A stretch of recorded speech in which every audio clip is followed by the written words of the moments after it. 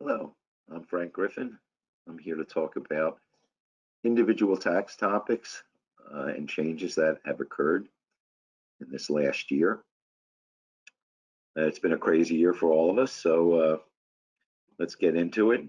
First thing I want to talk about is net operating losses. Net operating losses have gone through quite a few changes in the last 3 years. Um, the current new rule is we can carry back an NOL, any NOL occurring from the years 2018, 2019, and 2020 back 5 years. There's no limitation on the amount of loss that we can take or carry back. If we don't want to carry back that loss for some reason, we would have to make an election to carry it forward. After 2020, it goes back to the old rules, and the old, well, I shouldn't say that old rules, but the rules that were in effect before that was that you can only carry the loss forward, and individuals were limited to 250,000 in what they called in excess losses. Any losses above that were carried forward, and that was if you were single. If you were married filing jointly, it would be $500,000, that limitation. That's the change for the net operating losses. The government also did some changes in itemized deductions. One is in charitable contributions. They gave us an above the line $300 deduction, which really helps out. A lot of our taxpayers were phased out of taking itemized deductions since they raised the standard deduction. Now you can at least get $300 of that charitable deduction on above the line deduction, where before all those charitable deductions weren't really taken into account because you were using the standard deduction. And there's no limitation on the dollar amount. In other words, there used to be a 60% limitation on adjusted gross income for the amount of the charitable contribution that you were allowed to take. Now they've taken away that limitation. So literally you can give away 100% of your AGI.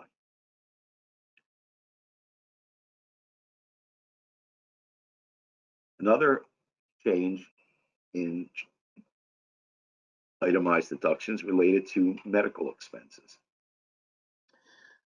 They took away the rule that required that you have a prescription for any medical expenses.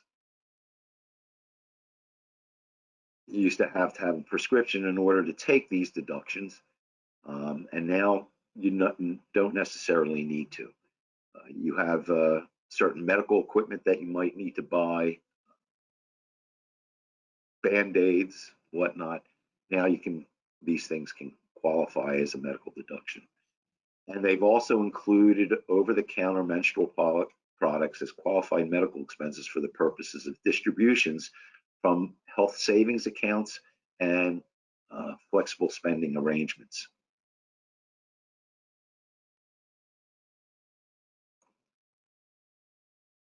Something to consider going forward. One of the things we always talk about at this time of year is tax planning and what to do at year end or before year end to hopefully lower your taxes. And that question always depends on the facts at the moment and what you expect to see in the future. Obviously, if your income is expected to increase in the future, you may want to maybe elect not to carry back the net operating loss and carry it forward. But the usual tax planning is usually to accelerate deductions and defer income if at all possible. And that is usually the standard tax planning maneuvers. But again, it all depends on the facts and circumstances surrounding your situation. So again, please reach out to us if you have any concerns about what's going to be happening, and if you'd like us to take a look at your situation, we'd be more than happy to do so. But some things to keep in mind, there's some certain provisions that are going to disappear at the end of this year. So if you can take advantage of them, maybe you should. Some of these provisions won't apply to us at all, but others could. The tax exclusion for canceled mortgage debt on principal residents. Note that individuals who've lost their jobs or are suffering from an economic impact of COVID-19 should consider asking their mortgage lender to cancel part of their mortgage debt in 2020 in case this benefit isn't extended to 2021. The mortgage insurance premium deduction, the above line deduction for qualified tuition and related expenses, the health coverage tax credit, the 7.5% floor for medical expenses. This will go up to 10% starting next year. So if you seem to have a lot of medical expenses and you're close to it, again, remember, you don't have to have a prescription for some medical supplies. You might want to consider increasing your medical expenses if you're above that 7.5%. That way you can take advantage of it before it goes to 10%.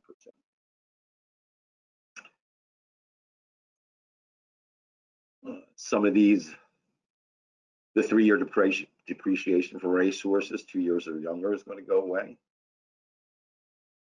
Empowerment zone tax incentives are going to go away as well. New markets tax credit, the employer tax credit for paid family leave and medical leave, the work opportunity tax credit,